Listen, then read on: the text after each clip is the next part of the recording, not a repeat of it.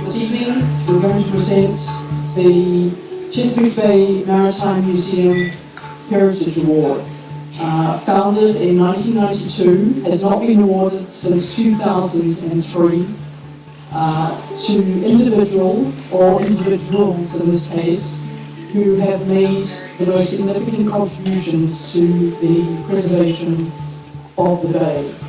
And we are absolutely honoured this evening to be presenting this to Judge and Ethel North. I'm going to ask Pete Lesher just to say a few words about the Norths, and then the judge hopefully will say a few words as well. We can encourage them all. And then the party will continue. Thank you.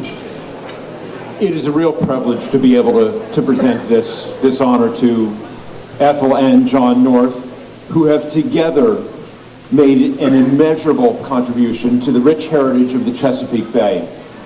And this year, marking the museum's 50th anniversary, is the most fitting time to recognize all that they have accomplished for this special place that the museum is dedicated to, which is the Chesapeake Bay. John North's accomplishments are widely recognized. He has led a life of public service since he graduated Harvard Law School, first serving his country in the United States Coast Guard before joining his father's law office in Easton. He was perhaps the only Coast Guard officer to complete his daily commute in a Duesenberg. You might know that he loves antique cars. After a few years in private law practice, he resumed his public service as state's attorney, then judge of the district court, followed by judge of the circuit court in Talbot County. Judge North left the bench to serve as chairman of Maryland's Chesapeake Bay Critical Area Commission, the state's principal environmental agency dealing with the protection of the Chesapeake Bay. It was for this work that he was named Admiral of the Chesapeake Bay by Governor Schaefer in 1992. Now, Ethel North's service to the community has been similarly tireless, and her contributions to improving our environment are legion. As a longtime member and past president of the Talbot County Garden Club, a testament to Miss Ethel's talents in this field is the fact that she has been called upon as judge in flower shows up and down the East Coast. Miss Ethel and Judge North together provided sustained support to this place, the Chesapeake Bay Maritime Museum, back all the way to its founding 50 years ago. Judge North joined with other community members as a founder and led his legal expertise to secure key property acquisitions and to draft our first articles of incorporation. Later, he returned as a member of our Board of Governors, ultimately as board president, and now as board member emeritus, continuing all this time to offer his valuable counsel. But it is for their lifelong commitment to promoting and sustaining that great Chesapeake Bay tradition, the sport of racing our sailing log canoes, that we particularly want to recognize Ethel and John North this evening. Judge North's personal commitment to preserving this unique aspect of Bay heritage began all the way back in his youth. Now, the North family has deep roots in Chesapeake Bay heritage, and in 1947, it was the judge's father who purchased a sailing log canoe. And it wasn't just any old log canoe, it was none other than the Island Bird, built in 1882 by his own great-grandfather, Tillman Islander William Sidney Covington. And today, 68 years later, and he doesn't look a day over 39, does he? 68 years later, Judge North is still skippering that fine and rather tender little vessel, having spent countless hours every season not only maintaining the boat, but putting it in the finest racing trim. And putting it in racing trim has paid off time and time again, as under his command, Island Bird has captured the prestigious Governor's Cup for log canoes numerous times, the High Point Trophy for cumulative performance over the season, and this museum's own Bartlett Cup trophy, again, numerous times. In his youth, Judge North served as a lifeguard. And as log canoe racing, you might be aware, has its own particular pitfalls and vulnerabilities. I can attest that he is still a strong swimmer. If this commitment to campaigning Island Bird alone was not enough, he and his family have acquired and campaigned 2 additional log canoes, the Island Blossom and JD. And not only does he personally sail these boats, but for years he has offered his leadership with the Log Canoe Association, offering encouragement and advice to other owners. He continues to promote the sport as past Commodore and fleet captain of the Chesapeake Bay Yacht Club. There is a lot of history here, and it is a history that he has carefully preserved. Thank goodness he is writing it all down in a forthcoming book, Chesapeake Bay Log Sailing Canoes, a study in tradition, speed, and elegance, which is due to come out next year. Stay tuned. Most people may not realize the logistics behind a successful racing log canoe. Not only is there the boatyard bill, the replacement of sail inventory, and the physical sweat exerted in preparing the boats, but also recruiting and retaining a cohesive crew. Now, Miss Ethel, on successive weekends through the summer, plays hostess to dozens, I should say scores, of visiting sailors. She accommodates some overnight in the family waterfront cottage that is appropriately dubbed Canoe Harbor, and all are fed, sailors and guests, every weekend and treated to copious quantities of her famous iced tea. Miss Ethel is the most gracious hostess and tolerates all this hubbub alongside the lovely boxwood hedges and beautiful gardens that she has propagated over the years. You see, the few hours of competitive sailing every weekend simply could not take place without Miss Ethel's extensive and consistent support, much of it behind the scenes.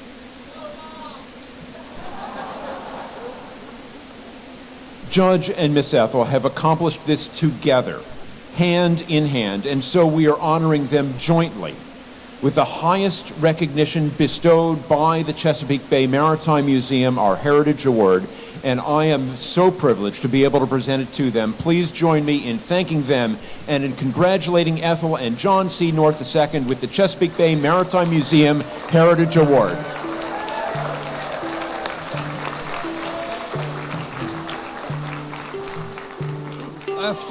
After all those very kind words, I regret that I must commence my comments, my very brief comments, on something of a negative note.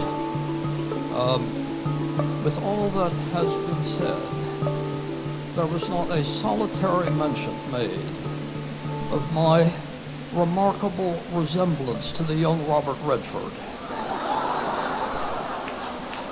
I'm particularly honored to receive this award on behalf of my wife as well as myself.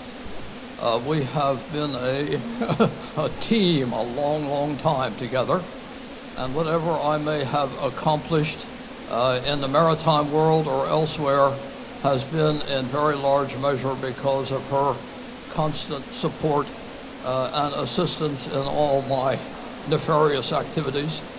And so I would remind you further that not only has she been a great assistance to me and to the Maritime Museum, but she has fed countless generations of hungry log canoers at a rate of about 50 lunches a time, twice a weekend, summer after summer, for the better part of 50 years. An amazing accomplishment.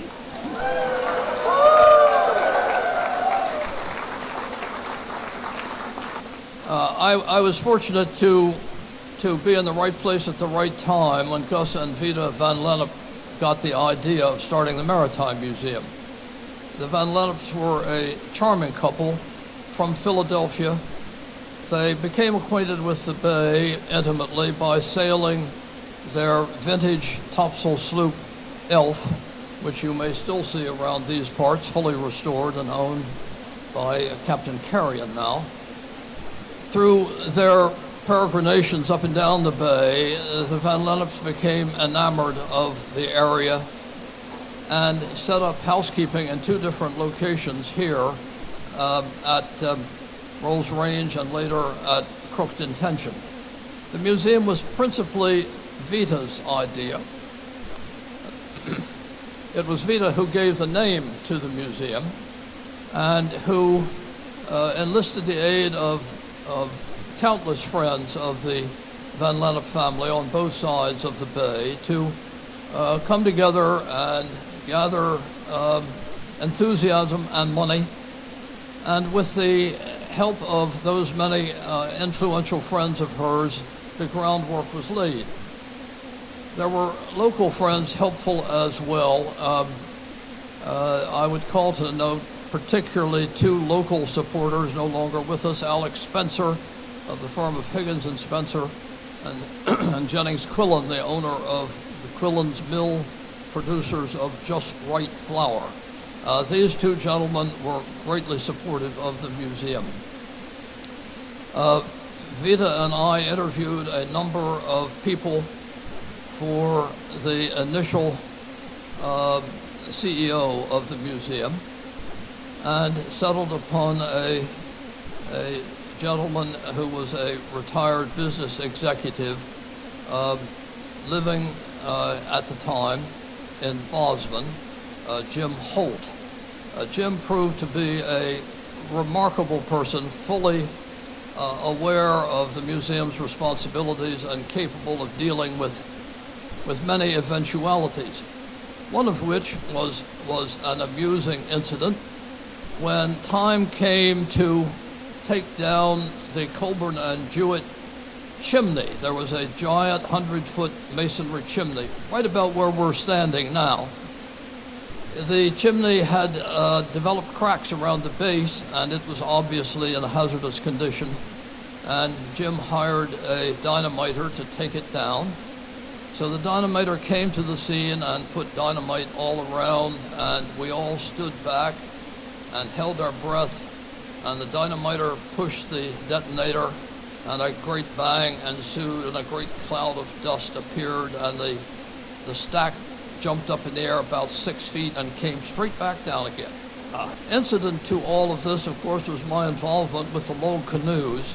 My father, as you have heard, purchased Island Bird in 1947 and Blossom a few years later, and then in the 70s we acquired JD. I demonstrated an extraordinary talent early on in this log canoe game.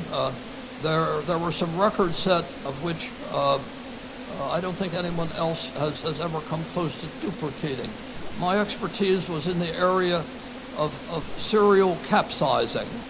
I recall one day when we were on Blossom, boiling up the Long Haul Creek with Captain Ben Harrison at the helm.